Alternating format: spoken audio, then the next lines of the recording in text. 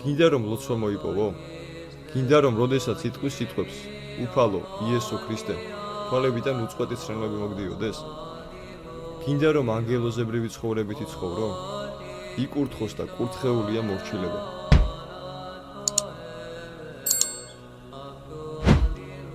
სამნი ვიყავით ერთ სახლში, პატარა სკიტში ათონის მთაზე. მამა პროკოპი თავის ხელსაქმეს აკეთებდა, ხის ბეჭდებს, რომლებსაც სებისკვერებისთვის იყენებენ. მე სხვა ოთახში ვიყავი და მეც ჩემი საქმით ვიყავი დაკავებული. ხუმლის თავზე დავდგი წყლით სავსე ქოთანი, რომელშიც ამ ხის ბეჭდებს ვდებდით. წყალი უნდა იყოს თბილი, რომ ბეჭედმა შეიწოვოს და დარბილდეს. შრალით ვერ იმუშავებ, ვერ აღბეჭდა ვასვებს პურზე. სხვა ტაფაც მედო ღუმელზე, რომელშიც ბოსტნეულს ვამზადებდი. ოთახში ვიყავი და ამავდროულად ვლოცულობდი.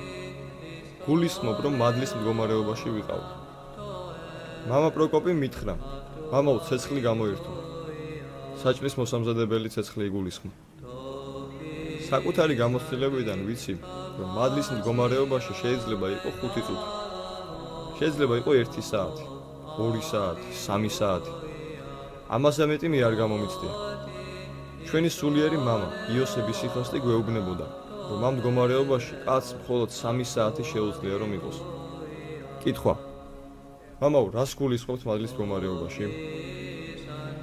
გულისხმობ ლოცვას, რომელიც მადლითაა სავსე. როდესაც შენი გონება უკვე აღარ დაფრინავს აქეთ-იქით. ამას გეუბნებით პირადი გამოცდილებიდან. მე ჩემ თავს ვუთხარი. ახლა მადლით სავსე ლოცვით მდგომარეობაში ვარ. ვიცი რომ ეს 5, 10 ან 15 წუთზე მეტი არ გაგრძელდება.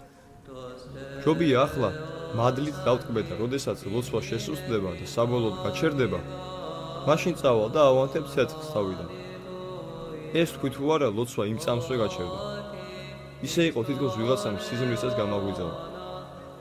მაშინ თქვი, ეს რა ჩავიდინე, ურჩობა გამოვიჩინე და ლოცვაც გაქრა. დავრწმუნდი იმაში, რომ მორჩილება ლოცვაზე დიდია. გინდა რომ ლოცვა მოიპოვო? გინდა რომ როდესაც იტყვის სიტყვებს უფალო იესო ქრისტე თვალებიდან უწყვეტი ცრემლები მოგდიოდეს? გინდა რომ ანგელოზებრივი ცხოვრებით იცხოვრო? იკურთხოს და კურთხეულია მორჩილება. ლოცვა მორჩილებიდან იშვება და არა პირიქით. თითქოს მორჩილება იშვებოდეს ლოცვისგან. მორჩილება შობს ლოცვას. ლოცვა შობს ღვთისმეტყველებას და სხვა მრავალ სიკეთეს. და სწორედ მაშინ მივხვდი, რას გულისხმობდნენ წმინდა მამები, როდესაც ამბობდნენ: სრულყოფილი სათნოება მორჩილებაა. მორჩილება ეს არის ქრისტეს მიბაძვა. აინიშნეთ 1 საათი ხისით ან ღამით და თქვით იესოს ლოცვა. სიტყვა სიტყვით და აღიქვით გონებით. უფალო იესო ქრისტე, შემიწყალე მე. უფალო იესო ქრისტე, შემიწყალე მე. უფალო იესო ქრისტე, შემიწყალე მე. აი ასე უნდა თქვა ლოცვა.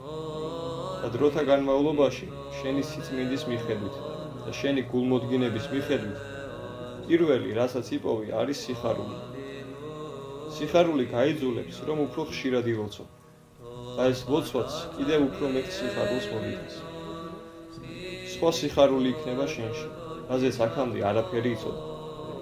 სხვა სინათლე, სხვა სილამაზე, სხვა სიტკბოება, სხვა მდგომარეობა კეთილდღეობის. თქვენ იხილავთ მთლიან ბუნებას სილამაზითა და სიტკბოებით. თქვენ იხილავთ მთლიან ბუნებას, უხილავი ღმერთის მთლიან ქმნილებას. ესენი კი არაფერია, ისინი პატარა რამეებია, ჭენჭია სანაპიროზე. არის კიდევ უამრავი საოცარი რამ, რასაც იგრძნობთ ამ ლოცვის თქმით. გექნებათ სხვა სულიერი ჰორიზონტი, სხვა სულიერი საკვები, სხვა სულიერი სამოსი, რასაც ჯერ ვერც კი წარმოიდგინეთ. როდესაც ღმერთი დაინახავს თქვენს მონდომებას, გულმოდგინებას, რომ ეძებთ მას ლოცვებში, მაშინ იხილავ თუ როგორია სულიერი, გამოუთქმელი სიკეთეები. რა არის ის 64, რასაც იგრძნობ? პატარა გემო, თვალის მოკვრა, თუნდაც ამ ცხოვრებაში.